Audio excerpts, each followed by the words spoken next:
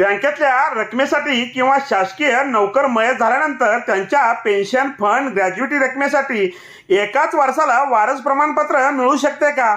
नमस्कार, मी आपला वकील मित्र विशाल गावडे. चला तर मग कायद्याचं म्हणजेच तुमच्या फायद्याचं बोलू.